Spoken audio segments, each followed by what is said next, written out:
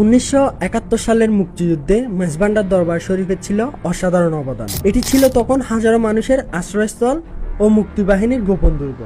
চট্টগ্রামের প্রখ্যাত মাইজ ভান্ডার দরবার শরীফ 71-এ হয়ে উঠেছিল মুক্তিযুদ্ধের এক বিশাল লজিস্টিক হাব। সো আজকে আমরা 2 মিনিটে জানবো 1971 সালের মুক্তিযুদ্ধে কিভাবে মাইজবান্ডার দরবার শরীফের উসিলায় হাজারো মানুষের প্রাণ রক্ষা পেয়েছে এবং পীর মাশায়েখরা কিভাবে মুক্তিযোদ্ধাদের সাহস জুগিয়েছেন তার বিস্তারিত তথ্য। তো চলুন আজকে ভিডিও শুরু করি।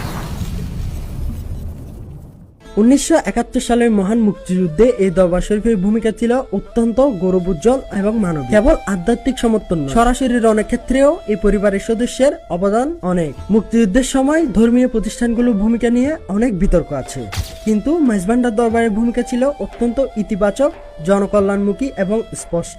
তখন 5 এপ্রিল মাইজ ভান্ডারের ওরসে প্রকাশ্যে ওড়ানো হয়েছিল স্বাধীন বাংলাদেশের লাল সবুজ পতাকা। ভাবা যায় পাকিস্তানি সামরিক যানের টহলের মধ্যেই হাজার হাজার ভক্তের সামনে বাংলাদেশের পতাকা উঠছে। মুক্তিযুদ্ধের সময় ফটিকছড়ির এই দরবার শরীফে হাজার হাজার শরণার্থী এবং মুক্তিযোদ্ধাদের জন্য নিরাপদ আশ্রয়স্থল ছিল। পাকিস্তানি বাহিনী এবং রাজাকাররা এই দরবারের আধ্যাত্মিক প্রভাবের কারণে সরাসরি এখানে কোনো হামলা করার সাহস পায়নি। অনেক মুক্তিযোদ্ধা এখানে অপারেশন শেষে আত্মগোপন করতেন এবং খাবার ও রসদ পেতেন। পাকিস্তানি বাহিনীর নজরদারি এড়িয়ে পার্শ্ববর্তী পাহাড় ও চা বাগানগুলোতে অবস্থানরত মুক্তিযোদ্ধাদের গোপন সংবাদ সংগ্রহ এবং খাদ্যের যোগান দিতে এই দরবার গুরুত্বপূর্ণ ভূমিকা পালন করে। মাইজ ভান্ডারের পুকুরগুলোর মাছ, গোয়াল ভরা গরু আর গোলা ভরা ধান উন্মুক্ত করে দেওয়া হয়েছিল মুক্তিযোদ্ধাদের জন্য। ফটিকছড়ির এই দরবার শরীফে অসংখ্য হিন্দু মুসলিম শরণার্থী এবং মুক্তিযোদ্ধাদের আশ্রয় দেওয়া হয়েছিল।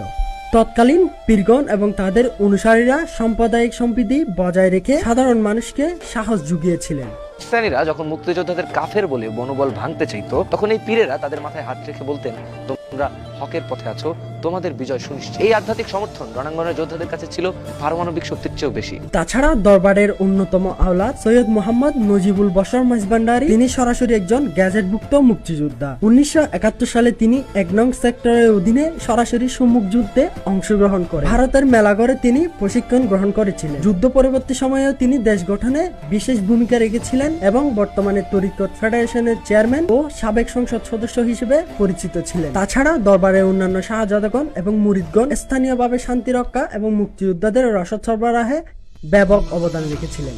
71-এ ইসলাম বিপন্ন ছিল না, বিপন্ন ছিল মানবতা, আর সেই মানবতা বাঁচাতে প্রাণ দিয়েছিলেন এই পীর পরিবারের সন্তানেরা। মাইজভান্ডার দরবার শরীফ সবসময় বিশ্ব মানবতা এবং অসাম্প্রদায়িক চেতনার কথা বলে এসেছে, যা 71-এর চেতনা এবং মুক্তিযুদ্ধের মূল মন্ত্রের সাথে হুবহু মিলে যায়। এই ঐতিহাসিক অবদান নিয়ে তেমন কোনো ডকুমেন্টারি নেই। আজকের ভিডিও এই পর্যন্ত। সবাই ভালো থাকবেন, সুস্থ থাকবেন। ভিডিও ভালো লাগলে শেয়ার দিবেন। ধন্যবাদ। আসসালামু আলাইকুম।